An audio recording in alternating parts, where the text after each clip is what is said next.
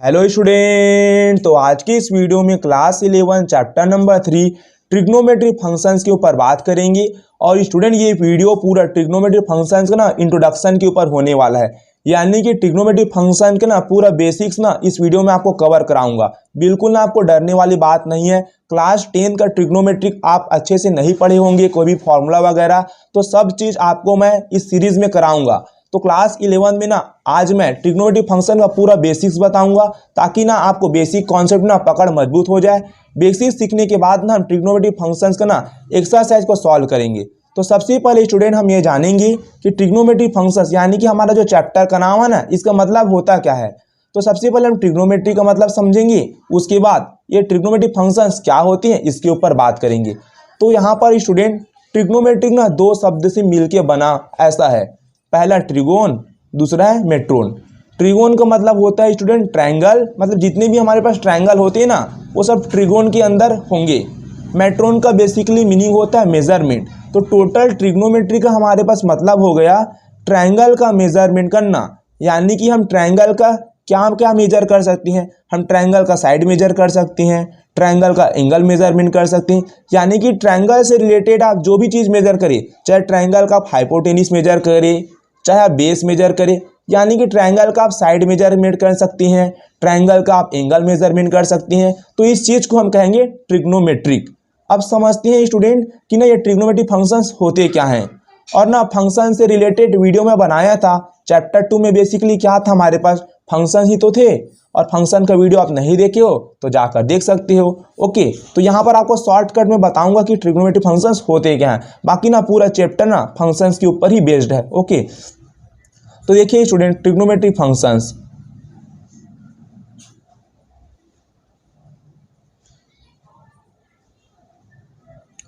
Trigonometry functions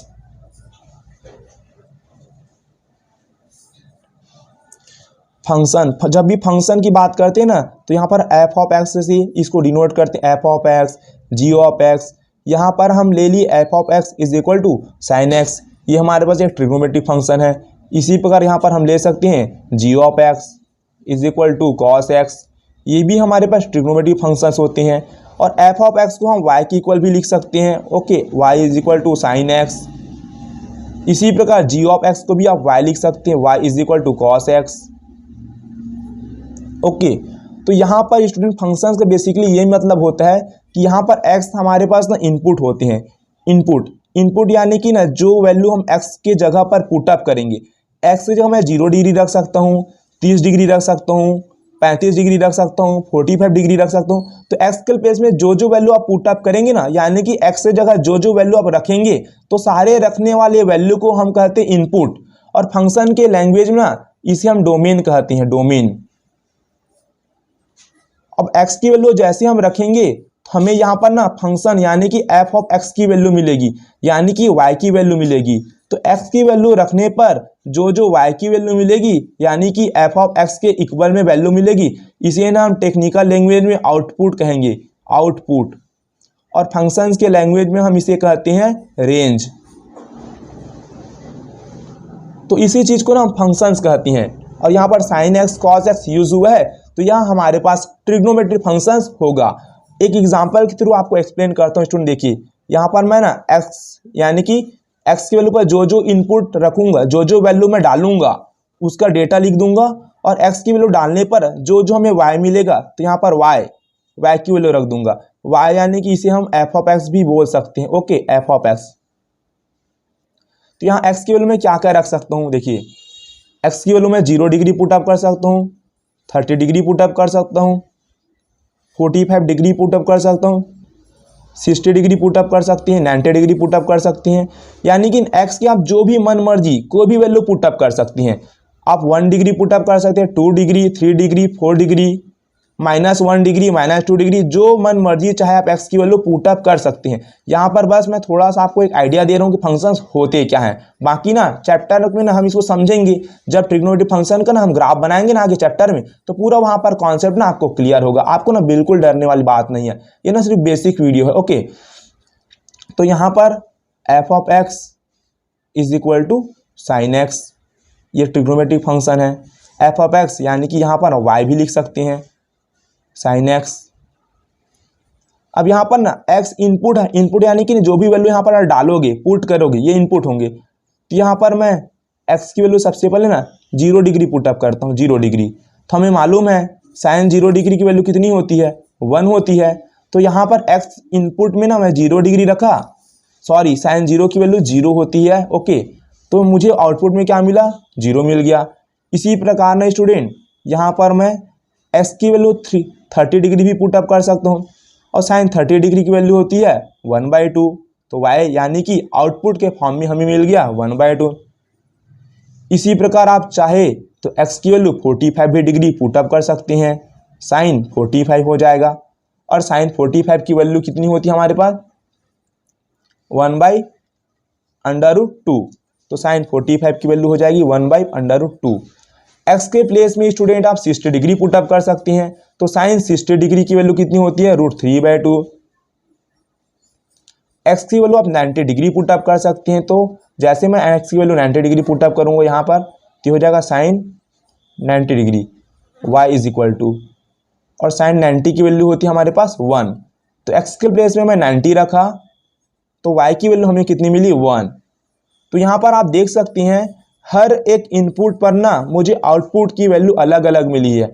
0 पर 0 मिली है, 30 पर 1/2, 45 पर 1/√2, 60 पर √3/2, 90 पर 1। तो हर एक इनपुट पर मुझे अलग अलग क्या मिले, आउटपुट मिले हैं। तो इसी को हम ना फंक्शंस कहते हैं, ओके। और इसको हम एरो डायग्राम में रिप्रेजेंट कर सकते हैं, ठीक ना। फंक्शन वाले चैप्टर में बेसिकली हम सीखे भी थे। तो यहाँ पर हम पूरे एक्स के डिब्बे को लिख लेंगे, यानी कि जो जो हमारे पास डोमेन होंगे इनपुट, सारे इनपुट को हम इस बॉक्स में लिख लेंगे।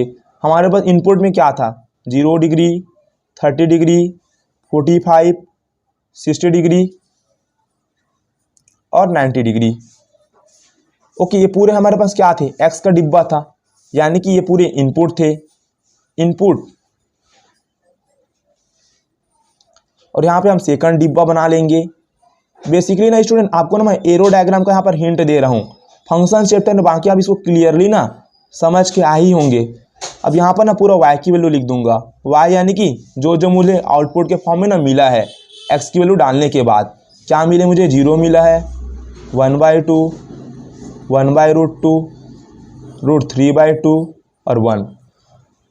तो यहाँ पर स्टूडेंट आप देखिए जैसे मैं 0 वैल्यू पुटअप किया तो मुझे ना 0 मिला था। तो यहाँ से 0 से 0 को मैं इमेज कर दिया, 30 डिग्री रखा तो y की वैल्यू यानी कि f ऑफ x मुझे 1/2 मिला।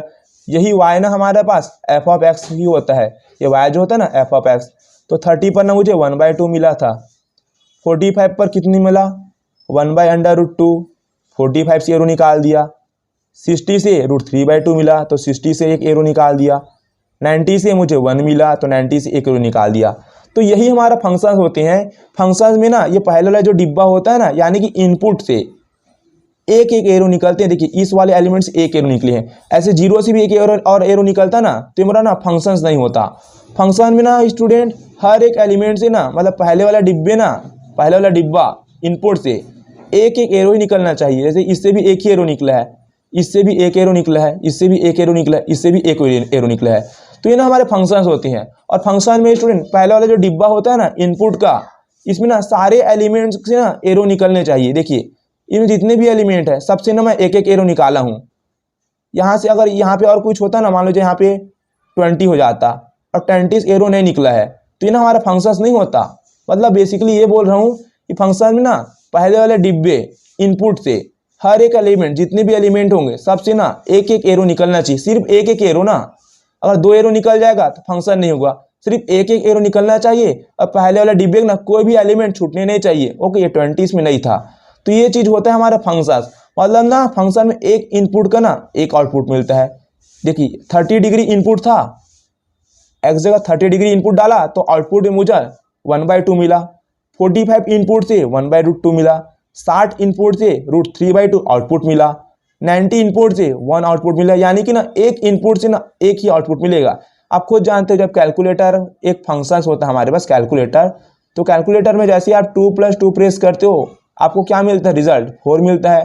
तो एक इनपुट से आपको एक ही तो आउटपुट मिला। 3 + 3 एक अलग इनपुट है, कैलकुलेटर में 3 + 3 पुटअप करोगे इनपुट डालोगे वहाँ पे तो आपको 6 मिलेगा। तो क्या हो रहा है, बेसिकली एक इनपुट से एक ही तो आउटपुट मिल रहा है। ऐसा तो नहीं कि 2+2 आप 2+2 कैलकुलेटर में कर रहे हो 4 भी मिल रहा है, फिर नेक्स्ट टाइम आपको 5 मिल रहा है। ऐसा पॉसिबल होता है क्या? नहीं होता। तो यही बोल रहा हूँ कि एक इनपुट से ना एक ही आउटपुट मिलेगा।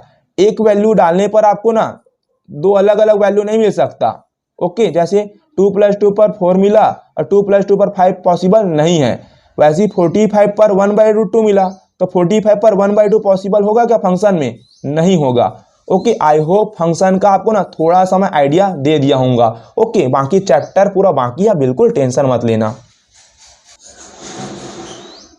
स्टूडेंट, अब हम समझते हैं यहाँ पर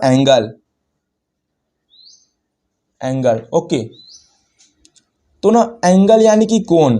तो एंगल हमारा बनता कैसे है, तो आपको बता दो स्टूडेंट, जब तक ना दो लाइन नहीं मिलेगा ना तब तक हम ना एंगल नहीं बना सकते। एंगल बनने के लिए हमारे पास ना 2 लाइन होना जरूरी है। ओके, जैसे कि यहाँ पर मैं एंगल क्रिएट करूँगा, तो ना जिस भी लाइन से आप एंगल बनाना स्टार्ट करते हो ना, ये ना आपका स्टार्टिंग लाइन होता है, जिसे ना हम बेस लाइन कहेंगे, बेस लाइन। तो देखिए यहाँ पर तो सिर्फ एक लाइन ड्रॉ किया हूँ, तो एक लाइन से ना कभी भी एंगल नहीं बनते। एंगल के लिए ना आपके पास 2 लाइन होना चाहिए। ओके, तो ये बेस लाइन हो गया। स्टार्टिंग लाइन जो होता है ना, ये इनिशियल लाइन, शुरुआत लाइन, बेस लाइन बोल सकते हो। अब इसके बाद मैं दूसरा लाइन जो ड्रॉ करूँगा ना बेस लाइन के बाद सेकंड नंबर पर, तो ये हमारे पास हो जाएगा टर्मिनल लाइन।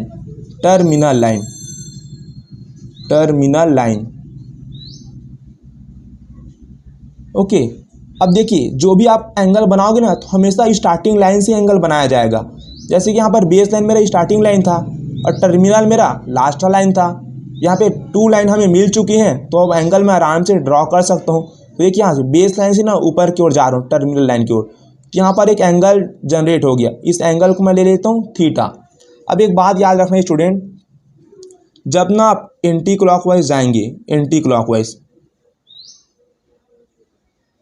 जब आप एंटी क्लॉकवाइज जाएंगे तो आप ना एंगल जो होगा, एंगल मेजरमेंट, इसको ना हम पॉजिटिव लेंगे। और जब आप क्लॉकवाइज जाएंगे यानी कि घड़ी के डायरेक्शन में, तो आप जो एंगल मेजरमेंट करेंगे इसको आप निगेटिव लेंगे। एंगल को क्या लेंगे? निगेटिव। ओके, देखिए क्लॉकवाइज का मतलब होता है स्टूडेंट, देख घड़ी हमारा ऐसे जाता है कि क्लॉकवाइज हो गया, तो इस डायरेक्शन में यदि मैं जाऊंगा ना तो सारे एंगल को मैं क्या करूंगा? निगेटिव मेजरमेंट करूंगा, क्योंकि ये मेरा कौन सा डायरेक्शन है? Clockwise, CW। अब घड़ी के अपोजिट डायरेक्शन में जाऊंगा, घड़ी तो ऐसे चल रहा था क्लॉकवाइज, तो निगेटिव एंगल लूंगा। अब इस डायरेक्शन में चलूंगा, देखो ऐसे, ये एंटी क्लॉकवाइज हो गया, यानी घड़ी के ना डायरेक्शन के बिल्कुल अपोजिट, एंटी क्लॉकवाइज। क्या हो गया? Anti clockwise. तो यहाँ पर जो भी मेरा एंगल थीटा होगा इसको मैं पॉजिटिव एंगल में मेजरमेंट करूँगा। ये बात ना आप नोट कर लेना। तो यहाँ पर आप देखिए स्टूडेंट, मैं ना बेस लाइन से टर्मिनल लाइन की ओर गया हूँ, मैं ना ऐसे गया हूँ, देखिए बिल्कुल ऐसे, यानी कि ना मैं घड़ी के ना अपोजिट गया हूँ, ऐसे देखिए ऐसे। घड़ी तो ऐसे घूमती है क्लॉकवाइज, लेकिन मैं कैसे एंगल मेजरमेंट किया हूँ? ऐसे अपोजिट, घड़ी के opposite, anti clockwise. Anti clockwise में एंगल क्या होगा मेरा?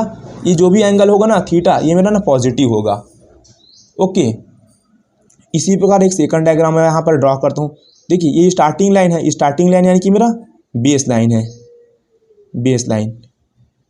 ओके, अब यहाँ से मैं एक लाइन ड्रॉ करता हूँ, ये मेरे पास सेकंड लाइन है, यानी कि मेरा टर्मिनल लाइन है, टर्मिनल लाइन। अब देखिए, अब मैं ना एंगल ऐसे मेजरमेंट करता हूँ।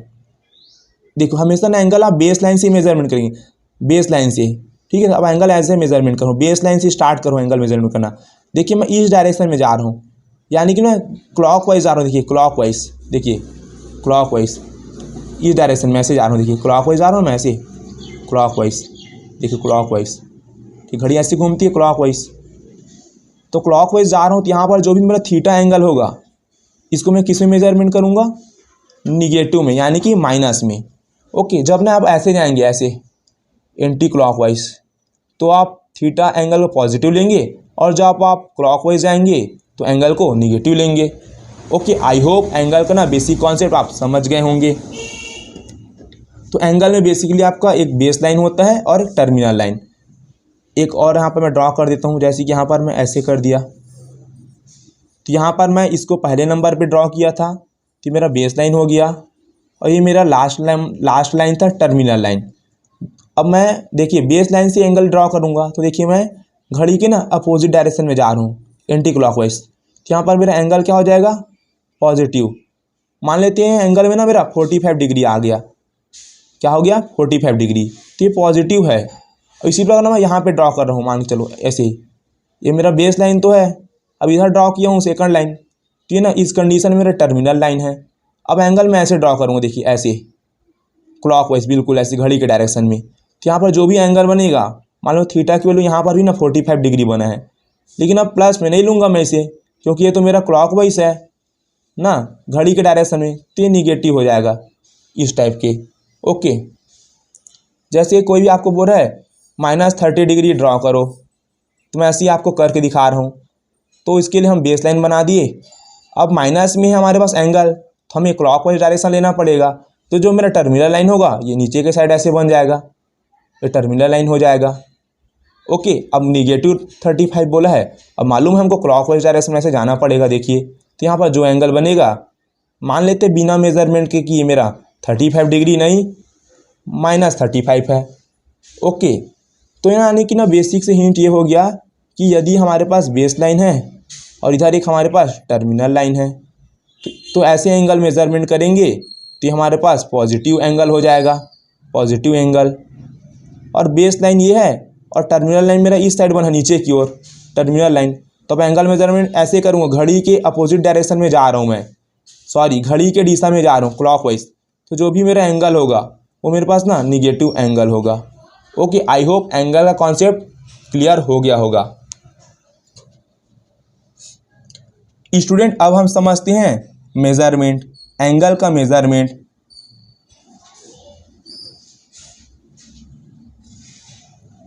तो ना हम एंगल का मेजरमेंट 2 टर्म में करेंगे। पहले ना मैं आपको डिग्री मेजरमेंट बताऊंगा, उसके बाद सेकंड में ना एंगल को ना रेडियन में मेजरमेंट करते हैं ये बताऊंगा। फिर डिग्री और रेडियन ये दोनों में क्या रिलेशन होते हैं, इस रिलेशन को बताऊंगा। ओके ना, मतलब ना पूरा बेसिक से आपको बताऊंगा, बिल्कुल ना आप घबराओ मत। जो भी आपको 10th में नहीं आता होगा ट्रिग्नोमेट्री, फिर भी आप टेंशन मत लेना। ओके, पूरा बेसिक से आपको यहाँ पर बताऊंगा। तो यहाँ पर ना मेजरमेंट करेंगे एंगल को। तो सबसे पहले हम यहाँ पर ना एंगल को डिग्री में मेजरमेंट करना सीखेंगे, डिग्री मेजरमेंट। ओके, तो देखिए ये हमारे पास ना, देखिए डिग्री में जब भी हम मेजरमेंट करते हैं स्टूडेंट, तो हमारे पास एक बेस लाइन होता है और एक टर्मिनल लाइन। जब भी हम डिग्री की बात करेंगे, डिग्री मेजरमेंट की, तो हमेशा हम ना 2 लाइन ड्रॉ करेंगे ही करेंगे, एक बेस लाइन ड्रॉ करेंगे और एक ना हम टर्मिनल लाइन ड्रॉ करेंगे। और मैं एंटी क्लॉकवाइज की डायरेक्शन में जा रहा हूँ, तो यहाँ पर जो भी मेरा एंगल बनेगा, यानी कि ये पॉजिटिव एंगल होगा। इसको हम क्या कहें, थीटा डिग्री। क्या लिख दें इसको, थीटा डिग्री। क्योंकि जब हम बेस लाइन टर्मिनल लाइन की बात करते हैं ऐसे लाइन के बीच के एंगल की, तो हमेशा ना इसको ना डिग्री में मेजरमेंट करती हैं। ओके, अभी हमारे पास बेस लाइन है, base line, base line. Okay, अब देखिए स्टूडेंट, ये हो जाएगा मेरा टर्मिनल लाइन। तो यहाँ पर मान लेते हैं मेरा 30 डिग्री एंगल बना। तो 30 पॉजिटिव क्यों है, क्योंकि ये एंटी क्लॉकवाइज है, 30 डिग्री हो गया। इसी प्रकार देखिए ये मेरे पास टर्मिनल लाइन हो जाएगा, और मैं थोड़ा एंगल को बढ़ा दिया यहाँ पे। तो यहाँ पर बेस लाइन से टर्मिनल लाइन तक ही हम जाएंगे, कभी भी ऐसे एंगल नहीं लूँगा मैं, बेस लाइन से एंगल करूँगा ना, बेस लाइन, क्योंकि अब मेरा टर्मिनल लाइन ये हो गया इस कंडीशन में। अब टर्मिनल लाइन में ऐसे बना दिया हूँ ऐसे, तो यहाँ पर कुछ अलग एंगल होगा, यानी कि यहाँ पर जो एंगल बनेगा इससे बड़ा ही होगा। तो हमेशा एंगल इस बेस लाइन से ऐसे मेजरमेंट करूँगा टर्मिनल लाइन तक। अब ऐसे करते करते मान लेते हैं मैं ऐसे सीधा सीधा एक लाइन ड्रॉ कर दिया, यानी कि अब इसको मैं बोल रहा हूँ टर्मिनल लाइन है मेरा, और ये मेरा बेस लाइन है। तो यहाँ से बेस लाइन और ये टर्मिनल लाइन, यहाँ पर जो एंगल बनेगा कितने का बनेगा, 90 डिग्री का। तो जब भी हमारा एल शेप होता है ना, ऐसे एल शेप, यानी कि ये बेस लाइन और ये टर्मिनल लाइन, तो यहाँ जो भी एंगल बनेगा बेस लाइन और टर्मिनल लाइन के बीच में, तो ये हमेशा 90 डिग्री का है। ओके, यहाँ पर आप देखिए 90 डिग्री एंगल बना है। इसी पर अगर आप ऐसे जाओगे तो ये हमारे पास टर्मिनल लाइन है और बेस लाइन है। तो ये देखिए यहाँ पर एंगल 90 डिग्री से बड़ा होगा, क्योंकि यहाँ से यहाँ तक 90 है, तो यहाँ से यहाँ तक बड़ा होगा ही होगा। तो ऐसे ऐसे जाओगे, ये मेरा टर्मिनल लाइन ये भी टर्मिनल लाइन, ये भी टर्मिनल। एक कंडीशन ऐसे आ गई स्टूडेंट कि हमारे पास टर्मिनल लाइन है बिल्कुल ऐसे हो जाएगा, यानी कि ना बेस लाइन इधर, देखिए ये बेस लाइन इधर हो गया था और टर्मिनल लाइन को ऐसे रोटेट करते करते करते करते एक कंडीशन ऐसे कि टर्मिनल लाइन बिल्कुल ना इसकी ऐसे हो गया, पैरेलल बोल सकते हो आप, अपोजिट हो गया। तो ये हमारे पास बेस लाइन हो गया और ये टर्मिनल लाइन। अब एंगल तो बेस लाइन से बना रहे हैं हम, बेस लाइन से टर्मिनल की ओर, और मैं पॉजिटिव डायरेक्शन में चल रहा हूँ, मतलब ना पूरा हाफ सर्कल ले लिया मैं। देखिए यहाँ से ये बेस लाइन और टर्मिनल लाइन से रोटेट करते करते करते करते लाया तो बिल्कुल ऐसे हो गया। तो यहाँ पर देखिए बेस लाइन से एंगल बना दिया टर्मिनल लाइन पर, तो हाफ सर्कल बन गया। हाफ सर्कल कितना डिग्री का एंगल बनाएगा? 180 डिग्री का। तो अब ये मत बोलना ये लाइन ना ये एक लाइन एंगल बना है, ऐसा नहीं, एक लाइन कभी एंगल नहीं बनाता, ये एक लाइन नहीं है स्टूडेंट, हम एक लाइन एज्यूम कर रहे हैं, लेकिन ये हमारे पास पहले बेस लाइन था देखिए, और उसके बाद यहाँ से यहाँ तक मैं क्या हूँ, इधर का मैं टर्मिनल लाइन बोल रहा हूँ। अब बेस लाइन से टर्मिनल लाइन के बीच एंगल बन रहा है, देखिए यहाँ से आता है बेस लाइन, ये टर्मिनल लाइन, ये हमारे पास 180 डिग्री है। तो हम सीधा सीधा ये बोल देते हैं कि हमारे पास कोई भी एक लाइन होता है ये ना 180 डिग्री का एंगल जनरेट करता है। लेकिन इसका मेन मतलब क्या है, यहाँ पर एक बेस लाइन है और एक टर्मिनल लाइन, दो लाइन है, तभी ना वहाँ एंगल जनरेट हो रहा है 180 डिग्री का। ओके, तो यहाँ 180 डिग्री हो गया। इसी प्रकार ये मेरा बेस लाइन हो जाएगा और ऐसे मैं इसको रोटेट करते करके लाऊंगा, ये टर्मिनल लाइन, ये टर्मिनल लाइन, ये टर्मिनल लाइन, ये टर्मिनल लाइन, ये टर्मिनल लाइन, ये टर्मिनल लाइन और ये टर्मिनल लाइन। तो जैसे यहाँ पर आया हाफ सर्कल कंप्लीट हुआ तो 180 डिग्री हो गया, और ये मेरे पास 90 डिग्री हो गया था, ये 90 डिग्री और ये 180 डिग्री। अब इसी प्रकार मैं बेस लाइन को यहाँ पे ला दिया। देखो मैं एंगल हमेशा ऐसे मेजरमेंट कर रहा हूँ, पॉजिटिव डायरेक्शन में ले रहा हूँ, एंटी क्लॉकवाइज ले रहा हूँ। ऐसे ऐसे आएंगे तो एंगल 180 से क्या हो धीरे धीरे बढ़ रहा है, तो देखिए ऐसे जाऊँगा तो एंगल और ज़्यादा हो जाएगा। अब ये कंडीशन ऐसे आएगा कि मेरा ना टर्मिनल लाइन ये हो जाएगा, तो ये बेस लाइन और ये मेरा टर्मिनल लाइन। तो यहाँ पर एंगल बनता हमारे पास 270 डिग्री, बिल्कुल यहाँ पर आप आइडिया ले सकते हैं। देखिए यहाँ पे ओके, यहाँ पर 0 डिग्री, ये 90 डिग्री, ये 180 डिग्री और ये 270 डिग्री। तो ये हमारे पास बेस लाइन, ये इस कंडीशन में टर्मिनल लाइन, ये यहाँ पर टर्मिनल लाइन। तो base line terminal line 90 degree बना। अब बेस लाइन से यहाँ तक टर्मिनल लाइन 180 बना। अब इसी बेस से ये टर्मिनल लाइन हो जाएगा, ये वाला, ये लाइन। तो यहाँ कितना बना 270।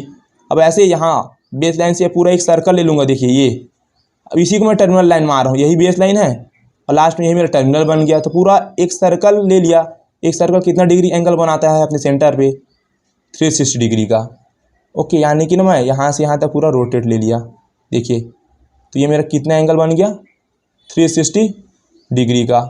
तो इस प्रकार से हम ना जब भी बेस लाइन टर्मिनल लाइन होते हैं तो हम हमेशा ना डिग्री में मेजरमेंट करते हैं। ओके, अगर आपको कोई बोला कि मुझे ना -270 डिग्री बना के दिखाओ, -270 डिग्री एंगल, तो मैं क्या करूँगा? ऐसे ड्रॉ कर लूँगा, मुझे मालूम है ये हमारे पास 0 डिग्री होता है। ओके, इधर जाऊँगा मैं, अब ना मैं निगेटिव जा रहा हूँ, मैं क्लॉकवाइज जाऊँगा ना ऐसे, देखिए तो मेरा 90 डिग्री हो जाएगा। अब उसके बाद ऐसे और जाऊँगा, मतलब हाफ सर्कल ले लिया। अब हाफ सर्कल कैसे लिया मैं? ऐसे क्लॉकवाइज लिया। तो यहाँ पर मेरा क्या हो जाएगा? 180 डिग्री में माइनस में बोल दूंगा, क्योंकि मैं ऐसे रोटेट कर रहा हूँ ना। डायरेक्शन को देखिए, पूरा डायरेक्शन और बेस्ड है निगेटिव साइन। अब मैं -270 चाहिए तो मैं ऐसे जाऊँगा और देखिए इस डायरेक्शन में, तो ये एंगल हो जाएगा मेरे पास -270 डिग्री, बिल्कुल इस तरह से। देखो यहाँ से यहाँ तक -270 डिग्री,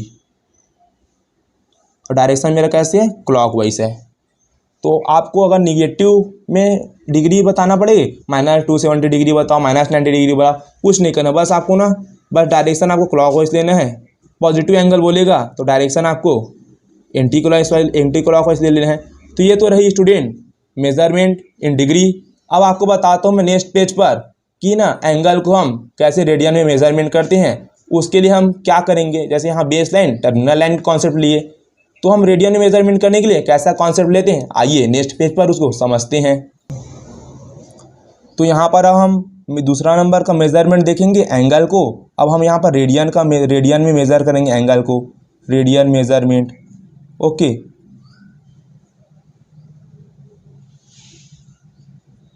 तो जब भी ना स्टूडेंट हम रेडियन में एंगल को मेजरमेंट करते हैं ना, तो इसके लिए हम एक सर्कल ड्रॉ करते हैं। जब भी हम रेडियन में मेजरमेंट करते हैं तो इसका डेफिनेशन हम बनाएंगे ना, तो एक सर्कल से लेके ही बनाएंगे इसका डेफिनेशन। और रेडियन मेजरमेंट का डेफिनेशन क्या होता है कि ना हमें ना सर्कल के सेंटर से ना एक यहाँ पर रेडियस ड्रॉ कर देना है।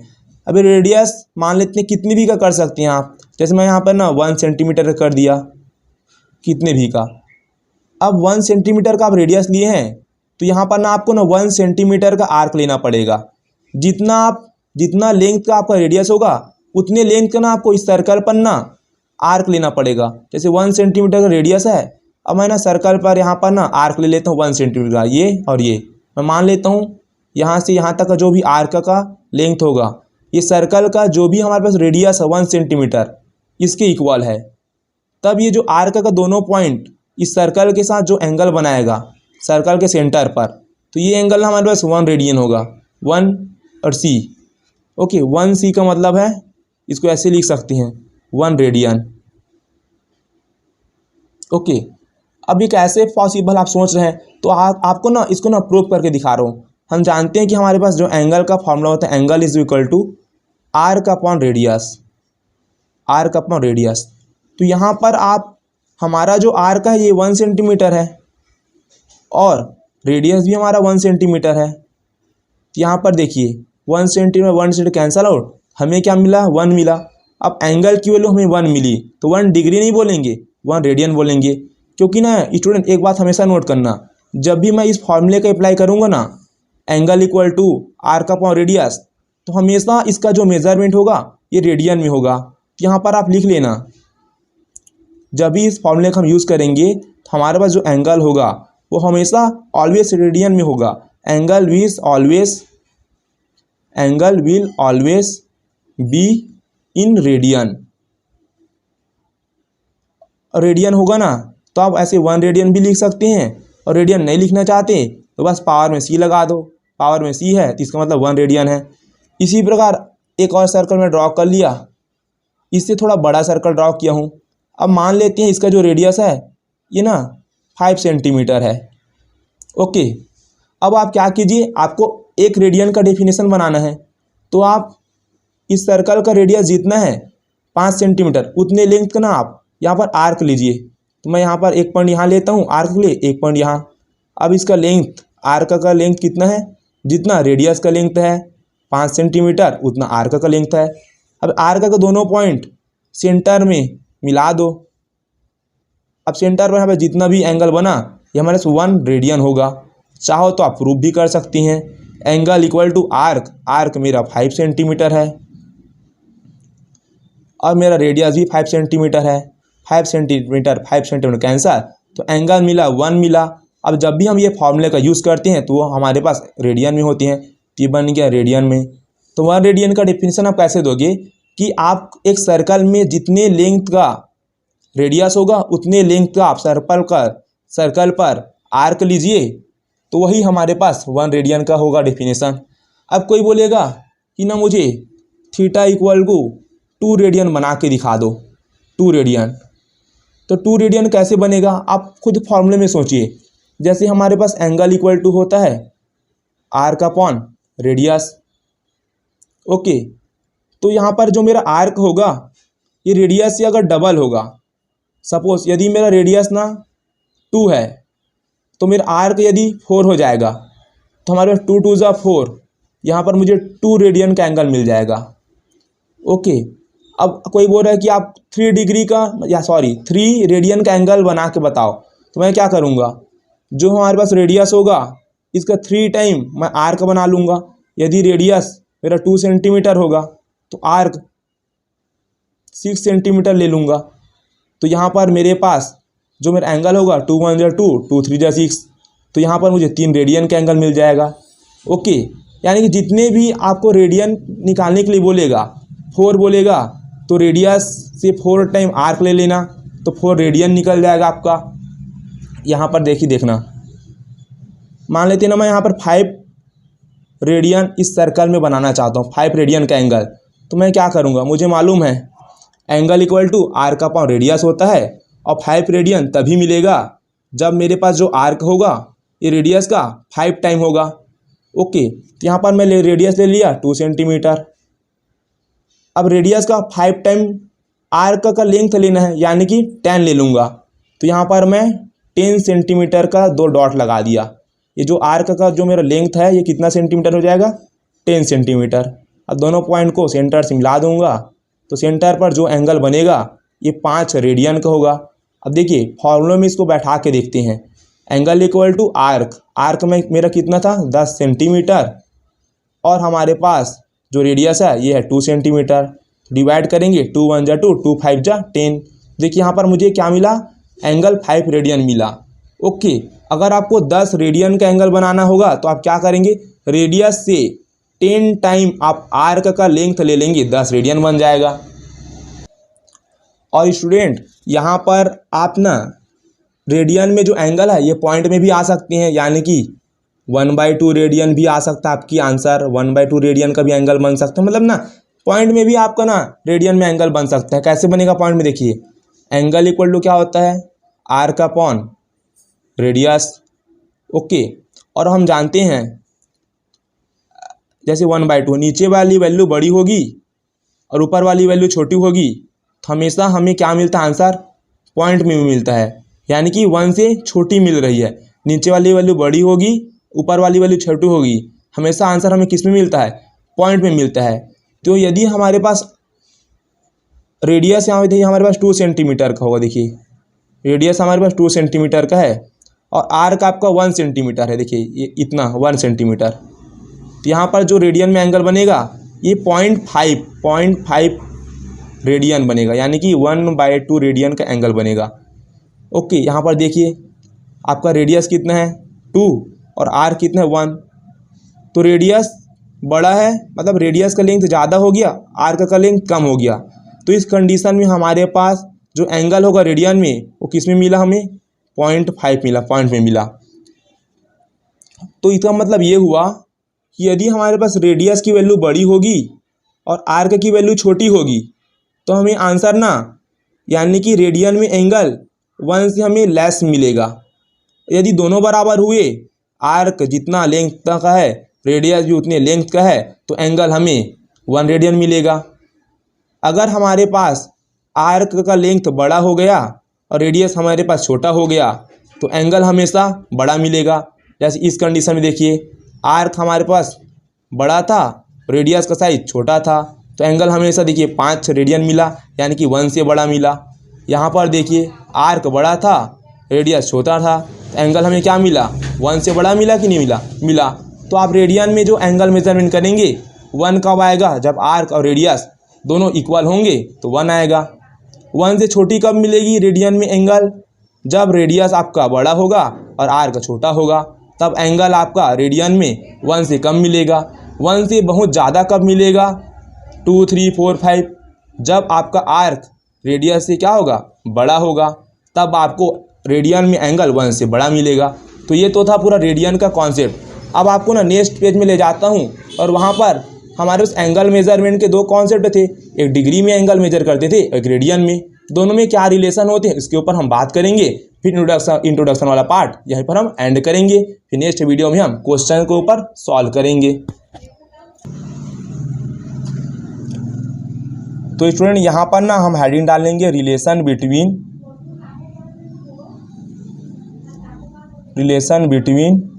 Degree and radian, degree and radian और डिग्री में हम रिलेशन देखेंगे। देखिए रिलेशन ना सेम क्वांटिटी में ही होता है। जैसे कि हम जानते हैं कि ये लेंथ होता है, मान लेते एक 1 मीटर है, तो 1 मीटर इज इक्वल टू क्या होता है हमारे पास, 100 सेंटीमीटर होता है। ओके, जैसे 1 मीटर को ना आप किलोग्राम के साथ रिलेट नहीं कर सकते, रिलेशन उसी में होता है। यदि लेंथ को मेजर करने के लिए हमारे पास 1 मीटर है और 1 सेंटीमीटर, तो लेंथ को मेजर करने के लिए मीटर है और लेंथ को मेजर करने का सेंटीमीटर, तब इन दोनों में आप रिलेशन दिखा सकते हैं। अब 1 मीटर का रिलेशन आप देखो किलोग्राम, ये वेट को मापता है किलोग्राम, और ये लेंथ को मापता है मीटर, वेट को मापता है किलोग्राम। तो इन दोनों में आप कभी भी ना रिलेशन डिफाइन नहीं कर सकते। रिलेशन तभी डिफाइन कर पाओगे जब वो दोनों चीज़ ना एक चीज़ को मेजर करता है।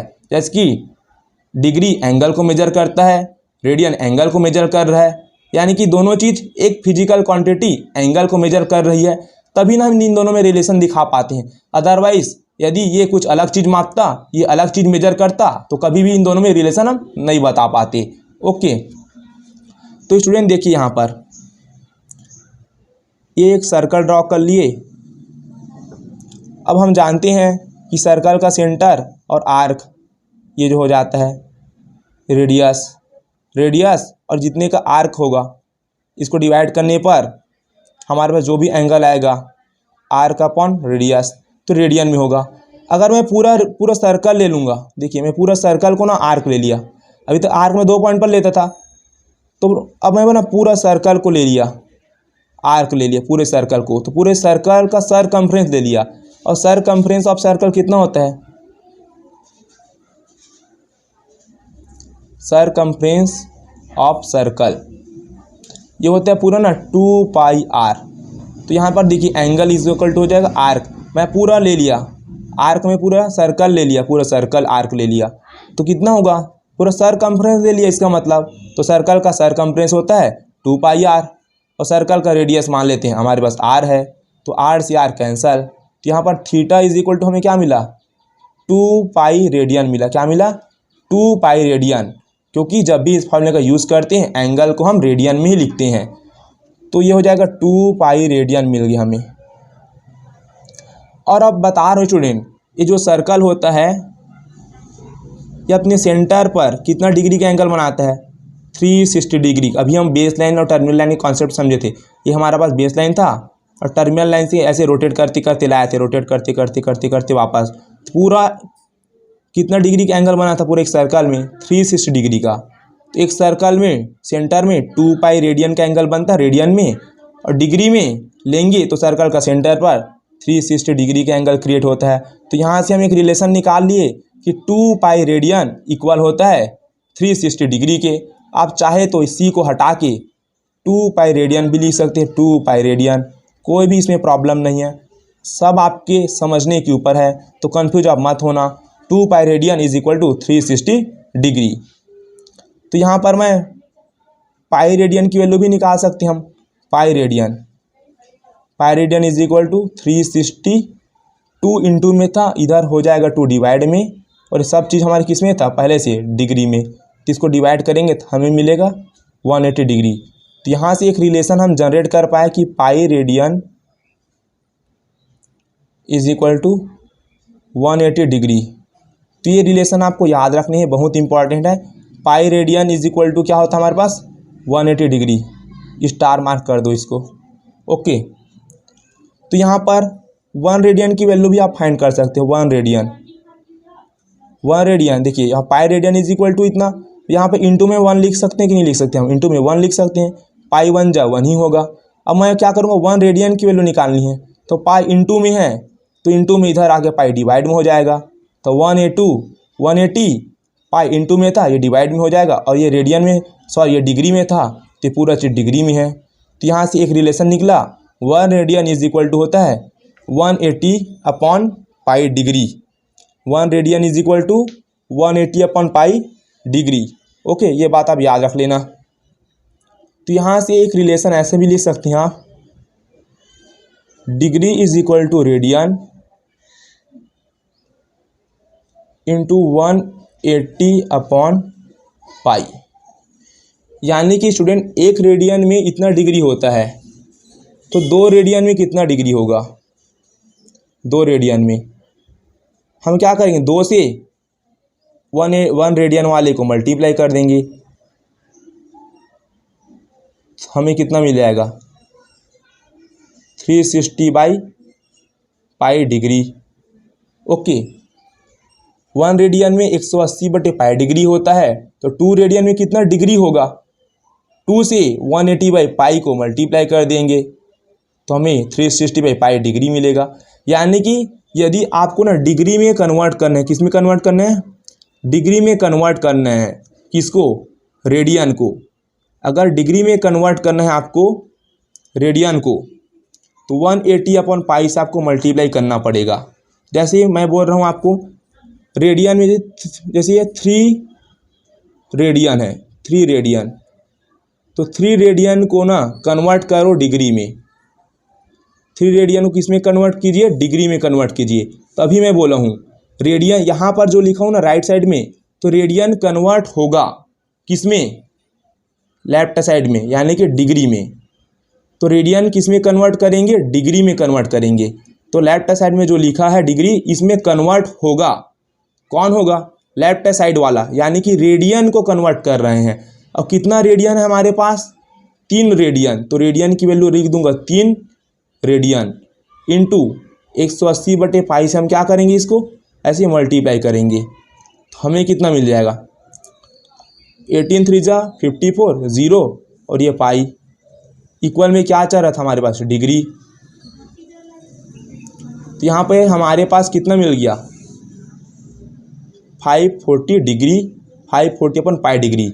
3 रेडियन में कितना डिग्री हुआ, 540/π डिग्री। ओके, तो जब आपको रेडियन में क्वेश्चन दिया होगा और डिग्री में कन्वर्ट करने के लिए बोलेगा, तो आपको रेडियन में जो भी वैल्यू है, जैसे 3 है, इसको 180/π से मल्टीप्लाई कर देना है। ओके, इसी प्रकार कोई पूछेगा आपको 5 रेडियन को डिग्री में कन्वर्ट कीजिए, 5 रेडियन को डिग्री में कन्वर्ट कीजिए, तो आप कुछ नहीं करना है, बस 5 रेडियन में दिया है और डिग्री में बदलना है। तो यहाँ पर रेडियन की जगह 5 रख दो, क्योंकि 5 रेडियन दिया था, 180/π से मल्टीप्लाई कर दो, डिग्री में कन्वर्ट हो जाएगा। तो ये फॉर्मूला कब यूज़ करेंगे, जब क्वेश्चन रेडियन में दिया होगा, जैसे 5 रेडियन, 6 रेडियन, 8 रेडियन और डिग्री में बदलना है, तब इस फॉर्मूले का आप यूज़ करना, याद करना बहुत इंपॉर्टेंट है। ओके, अब देखिए 180 डिग्री इज इक्वल टू होता है पाई रेडियन। ठीक है, पाई रेडियन में 180 डिग्री होता है, तो 180 डिग्री में क्या होगा, पाई रेडियन होगा। बस 180 को इधर लिखा हूँ, पाई रेडियन को इधर लिखा हूँ, कोई दिक्कत नहीं है। तो यहाँ पर मैं 1 लिख सकता हूँ, 1 इंटू, कोई फ़र्क पड़ेगा, नहीं पड़ेगा। अब मैं निकालता हूँ 1 डिग्री, 180 इंटू में है, इधर आके 180 डिवाइड में हो जाएगा, 180 इक्वल टू π/180 रेडियन। ओके, तो 1 डिग्री में कितना रेडियन होता है, π/180 रेडियन। तो 2 डिग्री में कितना रेडियन होगा, 1 डिग्री में इतना होता है, तो 2 डिग्री में कितना होगा, 2 से मल्टीप्लाई कर देंगे 1 डिग्री वाला को, π/180 रेडियन मल्टीप्लाई करेंगे तो हमें कितना मिलेगा, 2 1 जा 2, 2 9 जा 18, तो हमें मिला π/90 रेडियन। तो 2 डिग्री में π/90 रेडियन होता है। तो यहाँ से ना आप ये फॉर्मूला याद रखेंगे। ओके, 1 डिग्री में π/180 रेडियन होता है। तो यहाँ से एक फॉर्मूला और हम क्रिएट कर सकते हैं। देखिए, पहले डिग्री के लिए किए थे, अब हम रेडियन को रेडियन इज इक्वल टू होगा डिग्री मल्टीप्लाई π/180। अब देखिए यहाँ पर डिग्री में क्वेश्चन हमको डिग्री में दिया होगा, राइट साइड में जो होता है ये क्वेश्चन में डिग्री में दिया होगा, और किस में कन्वर्ट करना है हमको, लेफ्ट साइड यानी कि रेडियन में।